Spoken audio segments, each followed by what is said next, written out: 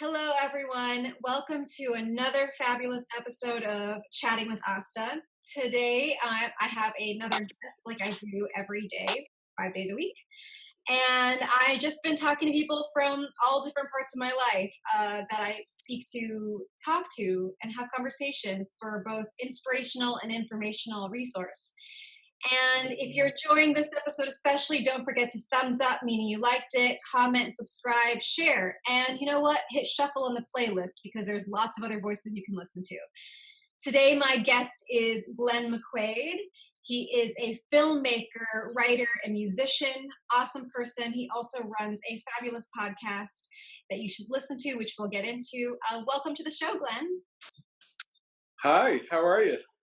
I'm good. How are you doing? Great. Well, I'm surviving. Things are fine. I'm actually writing things out in Ireland with my husband Lee and our dog Alfred. So we're actually have a bit of space here, and things are okay. Yeah. Good. Yeah, and you've been you're like in, you said, like a fishing village, right? Like a kind of, you're near the Yeah. water. Yeah, we're in an area right outside of Dublin called Howth, which is it's a fishing peninsula, and so we're close to water. So I've actually been really lucky. Even in the lockdown in Ireland, when it was pretty strict, you couldn't really go outside. That was my dog.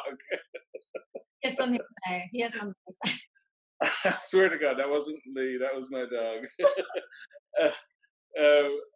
We're close enough to water so that even when the lockdown was pretty strict, I was able to get out and take dips in the ocean and so on. So, that's actually been keeping me sane. Yeah, I'm a bit of a swimmer, so just to be able to keep that up has been great. Yeah, and yeah, just fresh air feels good. I am in a cramped Brooklyn apartment, but I'm lucky that I have rooftop access because I get to just kind of get that perspective, which is always nice. Yeah, I think it's so important, God, just to get out. I mean, it's just been so tough on people. So just there's this whole thing in Ireland called cocooning, which was for really recommended for anyone over the age of 70. So my mother to really cocoon, to stay inside, to not go out. Yeah. So there was a good 5 weeks of that. But after a while, I was just telling my mother, just break the law, get out, go for a little walk. You just need to, because it's just so important. Yeah. If people are cooping all day, I think I would go crazy, Yeah. But when you say cocooning, it reminds me of that movie Cocoon. Yeah. Like the kinds of films that you and I like to talk about, and that you had recently convinced me to watch. Catch a Killer. With Brian Dennehy, who's also in Cocoon. Yes, and how much I just adore him, and I adore those kinds of movies, and just it's so sad that we lost him this year, and just FX is one of my favorite all-time films with him, and he's great. He was an early crush of mine, actually. I think I saw him in an episode of Dallas. Yeah. He's in this incredible episode of Dallas called "The Winds of Fate," I think it's called. And he plays a villain. He's a crook. He's a real creep in it. Kind of a trucker, redneck asshole. Yeah. And he's also just incredibly charming and handsome in it. So since then, I sort of fell for Brian Dennehy, but he's a fabulous actor. Yeah. To Catch a Killer is incredible. It's a 2-part TV movie from the 80s, and about John Wayne Gacy and the investigation and trial of Gacy. But it just gets odd, like it goes off the tracks. I mean, Margot Kidder shows up as the clairvoyant, and there's just a lot of really fun, trashy '80s TV movie elements to it that I live for. So yeah, Dennehy's just fantastic. So creepy as Gacy. It's wonderful. Yeah, you have such an encyclopedic knowledge of like that particular kind of uh, body soapy type of film, and it's something Yeah, that I think has always attracted me to your work. And you know, you and I have kind of crossed paths because of Glass Eye Picks, and I've been such a fan of Tales from Beyond the Pale, and you've been really keeping it going while we're all in quarantine, like putting out these new episodes. How did you yeah. come about into creating that, and how do you keep like making these great stories? I mean, they're all like different styles, and you have the matching art, and you have these audio landscapes. Like, where does this all come from? Well, I mean, really, it comes from Larry Fessenden and myself had a conversation 10 years ago Mm. uh, um, about producing audio drama, and that conversation was result of a few things. Really, we were listening to an old time radio show on the way up to the set of Stakeland, Mhm. Jim Mickle's Stakeland. We were listening to an old Peter Lorre audio drama show, and it was just insane. It just went off the rails, and we were chuckling away. And said to Larry, wouldn't this be a really great way to get out new content? And at the time, I was referring to the fact that I was sitting on an awful lot of content that just wasn't getting produced. Um, and I just I've always written without budget in mind, and in a way that's been a problem. Yeah. Because I think even if you look at I Saw the Dead, the ambition there to make a period horror comedy movie set in the British Isles to do it on a budget in New York City. I really wasn't um, concerning myself with producer restraints. It's like, how the hell are we going to do this? So there was something about audio drama that really appealed to me, that you can set it anywhere at any time with anything, and it doesn't affect the budget. No matter, you can go to space, you can go back in time, you can feature dinosaurs or anything your mind can come up with, and really you can keep these things on budget, and you basically know what they're going to cost to make. So Tales from Beyond the Pale really grew out of the idea of just getting new content out there. And my first audio drama for Tales from Beyond the Pale was something called Trawler, which started out life as a pitch for a movie about a bunch of fishermen who dredge up some strange eggs, and they hatch, and the shit hits the fan. But that was really the only one that came out of like the stack of ideas I had for feature films. After that came The Crush, a sort of a haunted vineyard story starring Sean Young and James LeGros and Spartacus and so on. So from there on, I started getting into the actual format and what that can do and what that can bring. I think it's a really honorable format in and of itself, the audio drama format, because it speaks to you as a writer in very different ways. And it's fun to play with that. So by the time I got around to my third audio drama, which was something called A Ripple at Cedar Lake, I was really playing with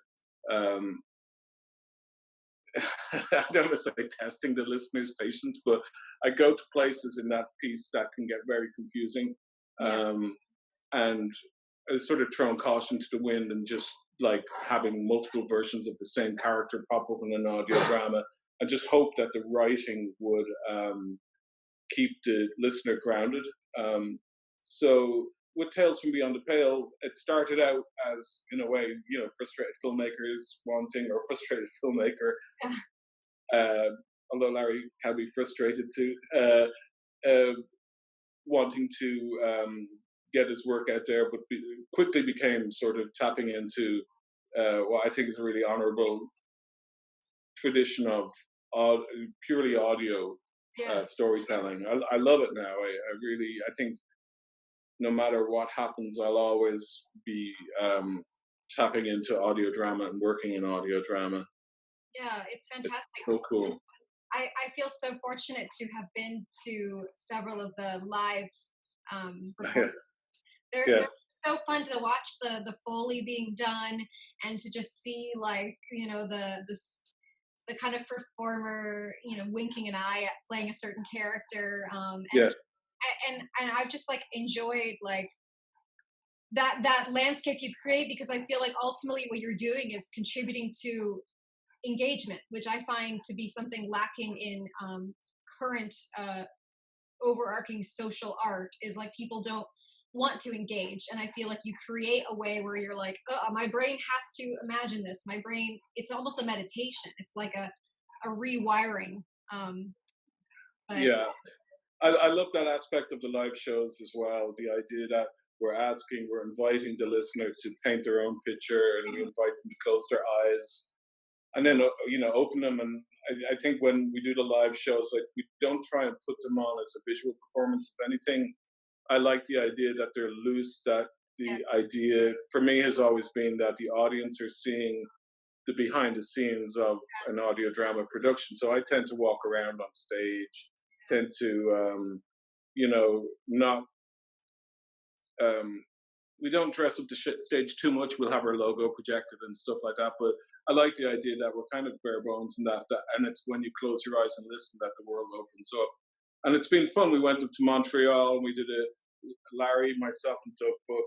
It was like a trilogy of audio dramas. And for my piece, Speaking in Tongues, Larry plays this ancient kind of psychic memory vampire, and an audience member actually drew Larry's character while listening.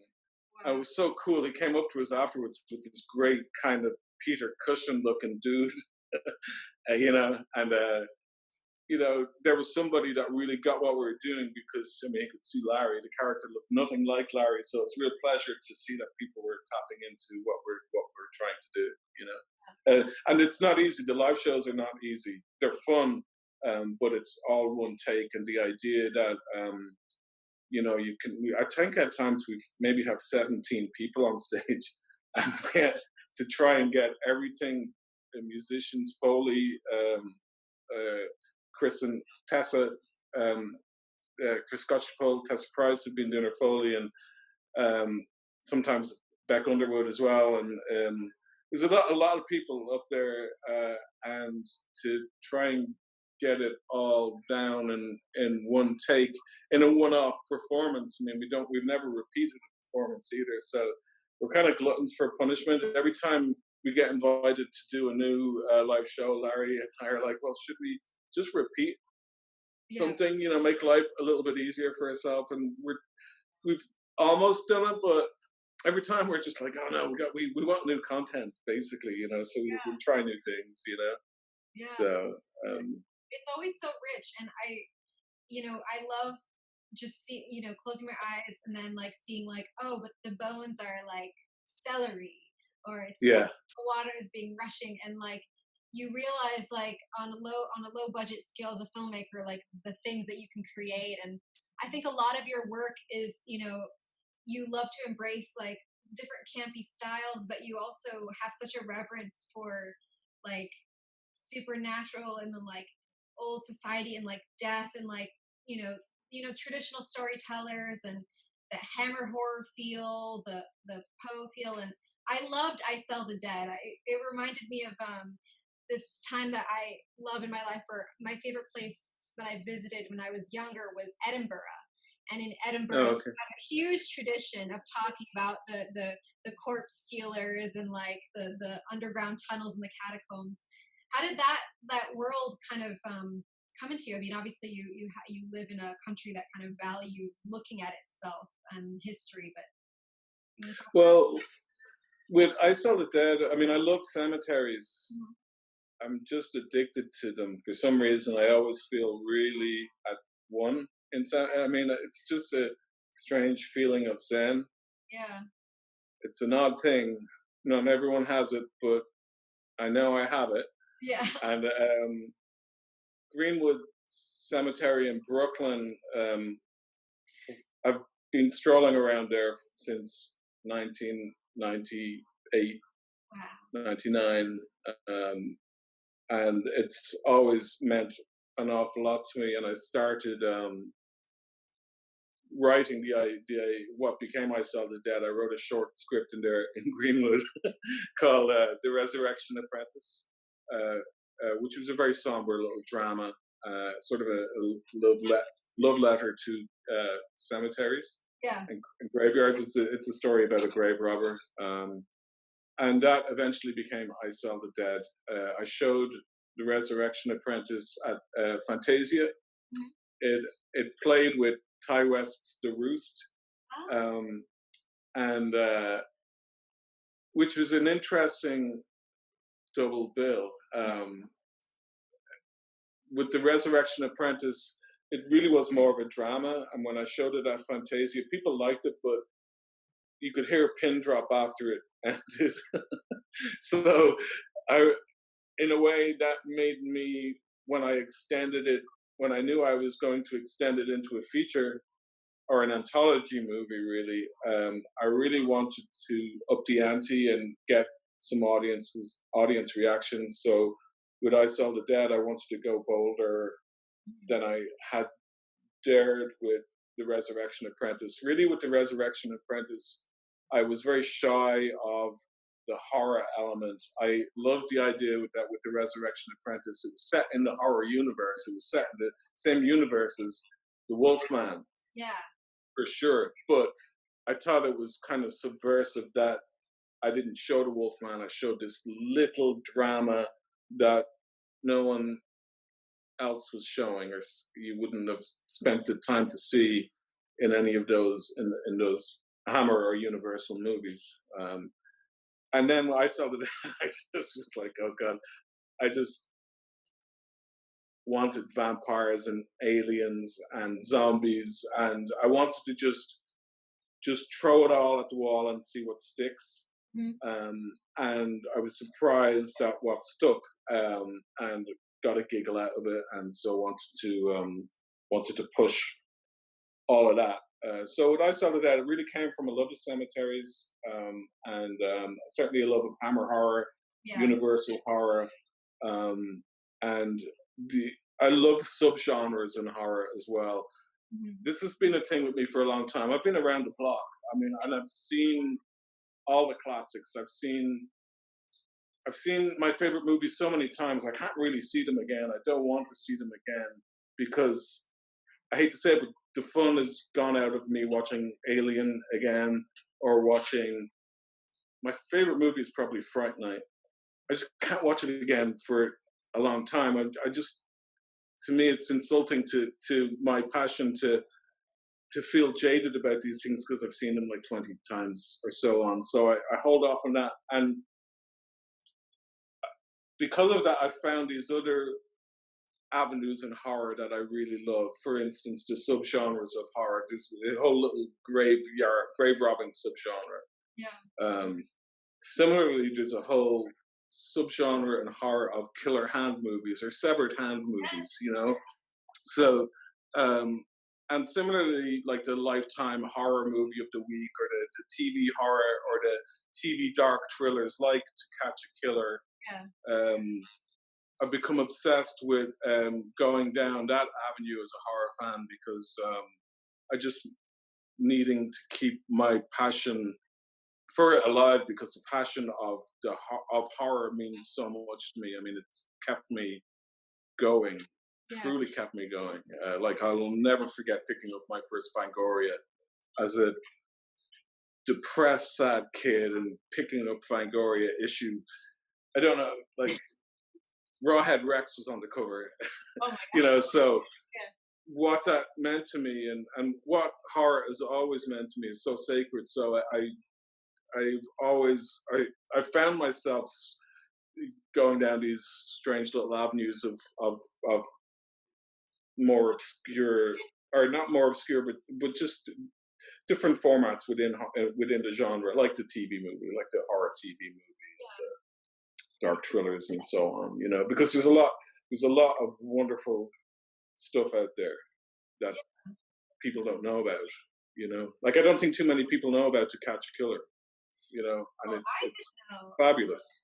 And I'm a huge Brian Dennehy fan, and I for some reason, maybe I had seen it, but I just didn't put two and two together. But speaking of severed hand pictures, you've been working on creating this restoration of Grayson Manor. I believe that's what it's. Yes, Yes, it's and called the restoration at Grayson Manor. yes, Yes, yes. yeah, I'm eager whenever the world gets to like see that fully realized. But I love just what I've seen that you sent me that video, and just this idea of bringing back those like kind of I don't know if the word is bombastic, but just like movies that remind you of like Death Becomes Her, like things that yeah, are not quite dark comedy, but not quite comedy, but not quite dark, but yeah. they're in your face, and you have like I just love that you you're using this project as a way to combine all the things that you love. Do you want to talk about that project? Sure. Yeah. I mean, I won't talk too much about the ins Yeah, and outs of it, but certainly the influences of the restoration at Grayson Manor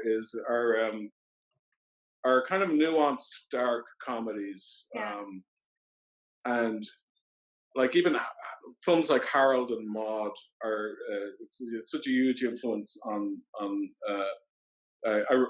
Clay McLeod Chapman and myself wrote the script, and really Clay's the prime writer on it, and we have very influenced by the Vivian Pickles mansion set scenes within Harold and Maude. yeah, Also, I go so far as to say is The Lion in Winter with Catherine Hepburn is an influence, as is War of the Roses. These movies where characters are being extremely mean to one another, but it's enjoyable to watch. So it's a fine line, because I think that watching two characters go at it, you run the danger of it being an oppressively mean viewing. yeah. So it's certainly a nuanced performance and performances that are going to be required. So it's an interesting. It's comedy. It's dark comedy, but the idea of restoration is important to me as well. The house is under restoration. There's a character in the movie that's under restoration.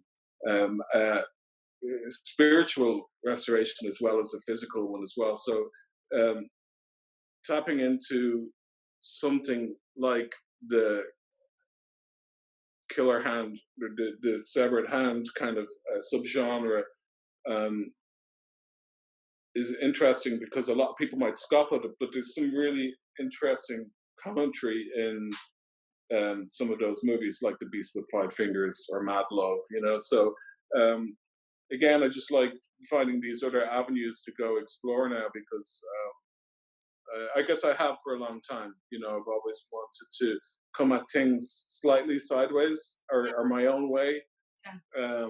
because that's my voice, Yeah. I suppose.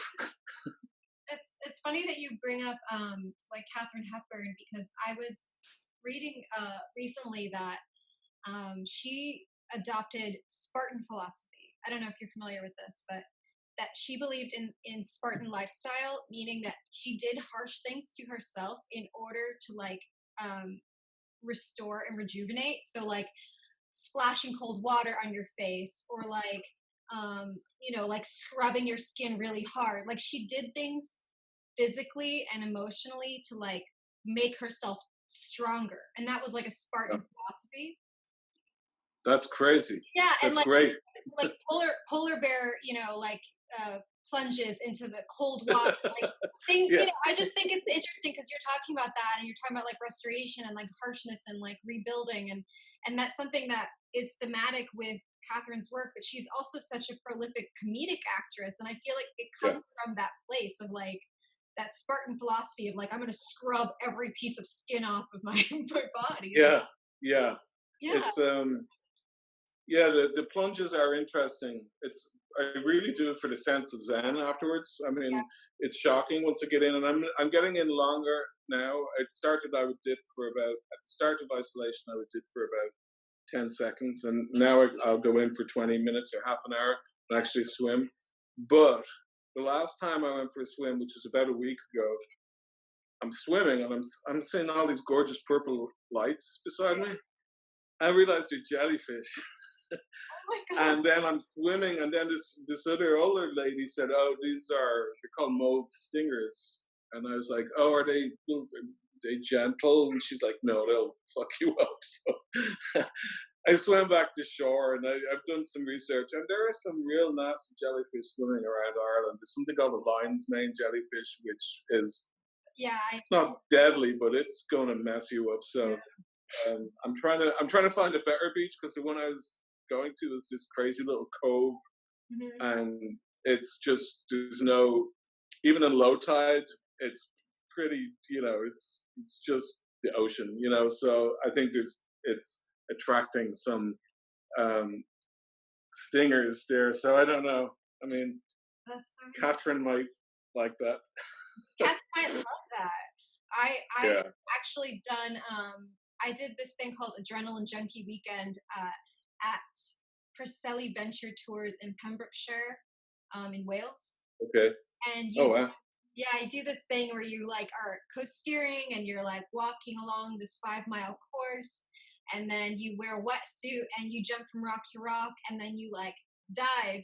And before we started our tour, they like were like, okay, everybody needs to dive fully into the water and immerse yourself so that you just get acclimatized, because otherwise you're going to spend the whole time like like shaking and Yeah. crying. But I think there is something to be said about um your relationship with horror, my relationship with horror being about allowing the shocking to be embedded in it, to understand it, and then Yeah. like it makes it easier to see the use in telling these kinds of stories.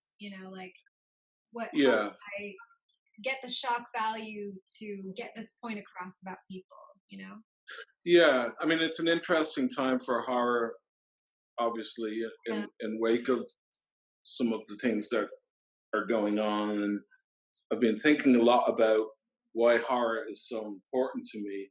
yeah, And it just gets back to the idea of it being a safe place to explore your fears and your anxieties and even your depression, yeah, to go to a place um, and then be able to walk away from it.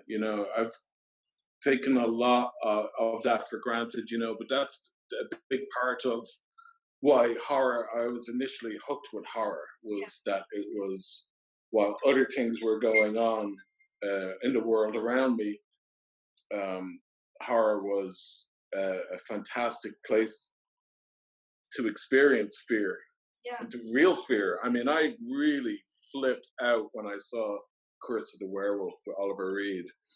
The first, even the title sequence, which is just Oliver Reed looking like this, it as the, with Wolfman makeup, with all you're seeing are his eyes, um, just freaked me out. I was worried, yeah, and it was so much fun to do that, and I know that you were really after it after you calmed down that it was safe, to experience those emotions, and I think that's with storytelling as well, with genre storytelling. Um, it's honorable because I know I've been sort of searching for myself. Why am I doing this? yeah, And I think it's just honorable to offer fantasy yeah, and to offer a safe place for people to explore their fears. So I think with my own stuff lately, I've sort of hit a crossroads where the real world is definitely leaking into my stuff more than it ever had. And it's just trying to figure out where to go with that now,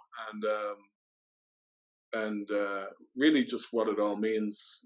Because honestly, 2020 is changing everything. Yeah.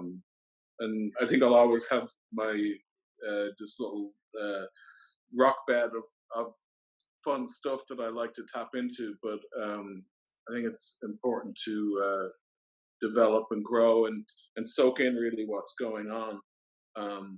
Yeah. And use that as an artist, you know. If you had a message to send out to the universe, whatever you define that as, what would it be today? Like some sort of statement to share.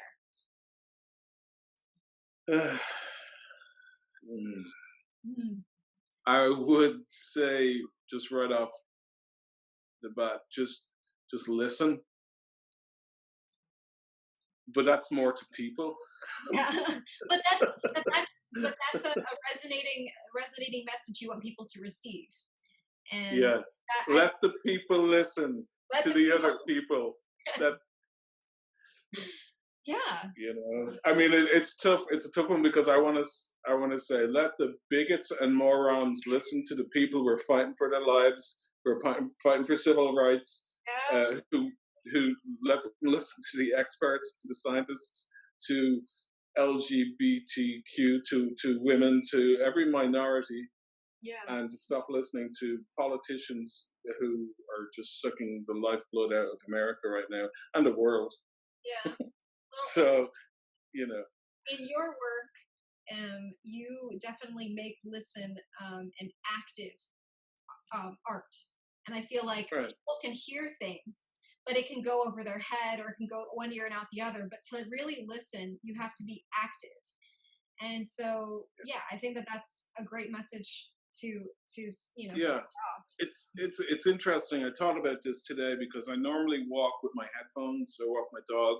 Yeah. Every morning in the park, and I'm always listening to like Susie and the Banshees or Bauhaus or something. Yeah. And in the woods, you know, and it's great fun. But today I forgot my headphones, and so I was just walking and I was listening, but I was experiencing my sense of smell just came right back at me because I wasn't banging away to Susie or whatever.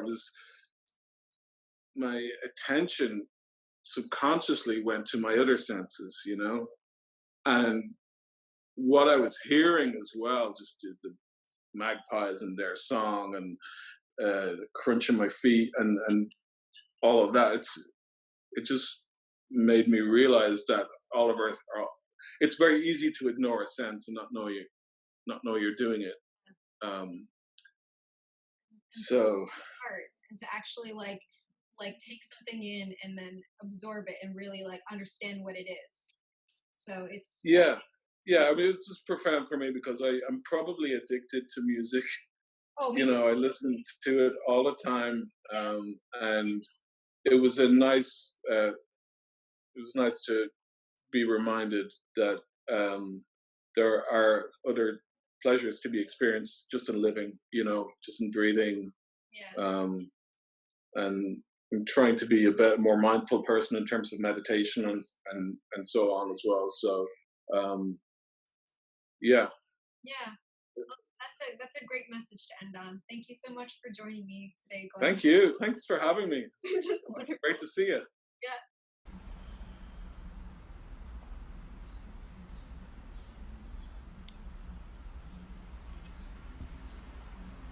Just listen.